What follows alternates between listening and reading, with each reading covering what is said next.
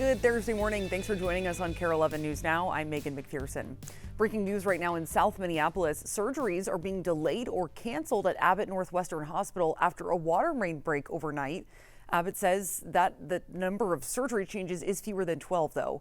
A spokesperson for the hospital says water was fully restored to the hospital at 7:30 this morning. And if you have not been contacted about a change to your surgery, it should still be happening as scheduled. And we're following two breaking stories from overnight in St. Paul, a fire in the Payne-Phelan neighborhood and a police investigation northwest of the Capitol. Let's start with the fire. This was the scene just after 2 this morning near Maryland Avenue East and Forest Street North. Fire crews had left, but Xcel Energy was on scene. You can see the garage completely burned, and crews say flames spread to a vacant home, but that no one was hurt. And we're also learning about a stabbing overnight on Charles Avenue near Park Street. Police say a man was stabbed by a woman in the back and she took off. That man is expected to be okay and no arrests have been made. Right now, the Hennepin County Medical Center is at risk of closing this summer. So today at the state capitol, a bill that would help with funding the hospital will get its first hearing. Nearly 24 stakeholders are expected to weigh in on a proposal aimed at keeping Hennepin County Medical Center afloat. The proposal that lawmakers are considering would repurpose an existing 0.15% Hennepin County sales tax originally used for Target Field and potentially increase it to 1%. That change could generate roughly $340 million a year for the hospital. And when we spoke with Hennepin County Commissioner Jeffrey Lundy earlier this week, he says this proposal gives them the best shot at getting bipartisan support. We brought the sales tax proposal forward because we thought it had the best chances to pass, because it's going to need a purple vote. We have to satisfy both parties on this. We feel good. We're at where we need to be. We've got leadership on both sides. We've got people who care deeply about the hospital statewide, and that's a good thing.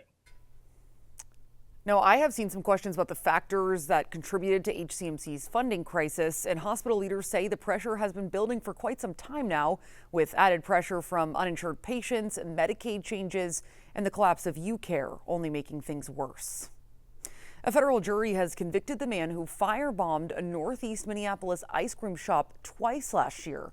The U.S. Attorney's Office says it will release more details about the attacks today. Audrey Russo is in the newsroom with what we could learn. We're expecting to learn new details on what the jury found exactly, plus more on the conviction, which the U.S. Attorney's Office tells us comes with a hate crime enhancement. Now take a look at this picture. This is Firomza Ahmed Umar, who's now convicted of firebombing Fletcher's Ice Cream twice in 2 days back in October.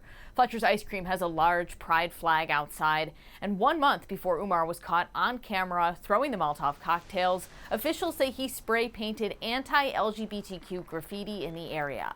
Now, shortly after the attack, the owner of the shop said he intends to keep the flag flying. So I believe that Minneapolis can be an example to other cities in America to show that we can meet hate with love and solidarity rather than more hate. Now, the penalty for federal arson charges starts at 5 minimum years in prison, but that punishment could get more severe with that hate crime enhancement. Umar's sentencing date has not yet been set. Back to you. New updates this morning about the 22-year-old who enrolled as a high schooler in White Bear Lake. Court documents show he's now facing felony forgery charges.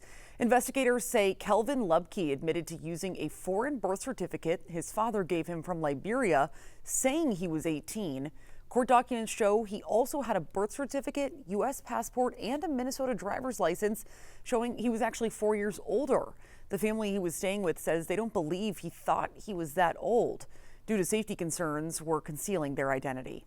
After this made, national news for a few weeks, I figured that they would have to come up with something. And I think this is rather trivial. Police say the family didn't know he had enrolled in school as an unaccompanied minor. Under federal law, schools are required to enroll unhoused kids.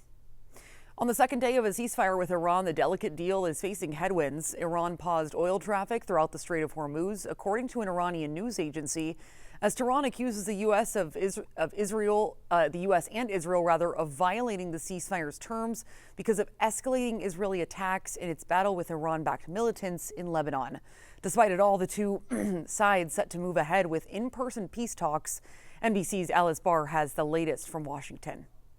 Hi there. Iranian officials say any ships can now pass through the Strait of Hormuz as long as they communicate with Iranian authorities, who are directing traffic through detours, suggesting they may have laid mines through the strait's main shipping route. Iran's neighbor, the UAE, argued the strait is still being controlled and restricted. Growing threats to a fragile peace as Israeli attacks in Lebanon and turmoil in the Strait of Hormuz risk undermining a 2-week ceasefire with Iran. President Trump posting overnight that the U.S. military will remain in place until a full peace deal is reached. And if it's not, quote, the shooting starts. Vice President J.D. Vance set to lead the U.S. team in peace talks with Iran this weekend in Pakistan, zeroing in on a central sticking point. We want Iran to not be able to make a nuclear weapon. We want the nuclear fuel, which is something the president has made very clear. Iran disputes that giving up its enriched uranium was part of the ceasefire agreement. The Strait of Hormuz is also central to a deal, and Iran's military is asserting it will maintain control over that vital energy route, with shipping traffic still not flowing freely, despite President Trump's demands it be fully open under the ceasefire. The president floating a possible joint venture between the U.S. and Iran to collect tolls on the strait, as Iran is tying the critical waterway to another obstacle to peace, Israel's ongoing strikes in Lebanon, where it's battling with Iran-backed Hezbollah militants. Mediator Pakistan initially said the ceasefire includes Lebanon. Israel and the U.S. dispute that. Lebanon is not part of the ceasefire. That has been relayed to all parties involved in the ceasefire. Iran says the fighting must end there too under a final deal. Serious challenges on a fraught path to peace. And amid growing concerns over whether the ceasefire will hold, oil prices started creeping up again overnight, a sign it could take a while to see lower gas prices, with food costs potentially affected too because of disruptions to fertilizer shipments. In Washington, Alice Barr, NBC News. This morning, the woman who admitted to killing an infant at a Savage Daycare is facing upgraded murder charges. Court documents show Thea Russell is now charged with first-degree premeditated murder in the death of Harvey Mucklebust at Rocking Horse Ranch. She was charged back in January after prosecutors said she admitted to choking the child in his crib until he stopped breathing. In Minnesota, a premeditated murder conviction carries a life sentence without the possibility of parole. Right now, the hospitality industry in Minnesota says it's at a breaking point. A survey from Hospitality Minnesota, the Minneapolis Fed, and Explore Minnesota shows more than 50% of businesses saw a decline in foot traffic and profits last year. The survey also shows more than half of hospitality businesses said immigration enforcement and activity had a negative impact. But they point to overregulation like the paid family leave and $15 minimum wage ordinances as a big factor in their struggle. But these aren't faceless corporations. These are family businesses, neighborhood restaurants, independent hotels that have survived a pandemic and are still fighting to keep their doors open and their people employed. Hospitality Minnesota CEO Angie Whitcomb says lawyers need to take action this session. She says they're looking for changes in the state's paid family medical leave policy for seasonal workers and an adjustment to the liquor posting law.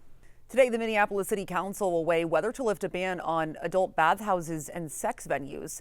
Right now, the council is discussing 4 ordinances related to the proposal. Advocates say this would not be a place to pay for sex, and medical advances have made preventing HIV and AIDS easier. Some council members say they're expecting lots of pushback from the public when this is brought up. Developing this morning, 4 teens have been arrested in connection to 2 brazen robberies in Minneapolis. Alicia Lewis has more details.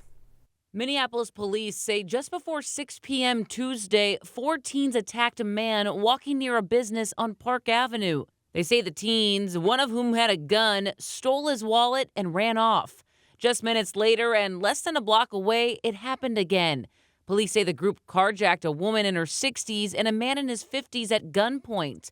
Authorities say they tracked the stolen vehicle for hours through license plate readers.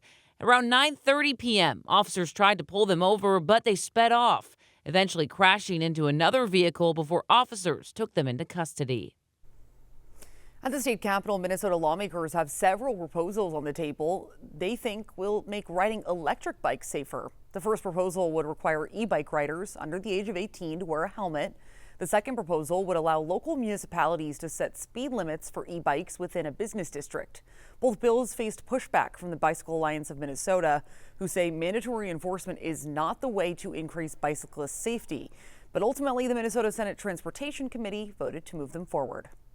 Using a helmet while cycling is associated with a 51% reduction in the odds of head injury and a 65% reduction in fatal head injury.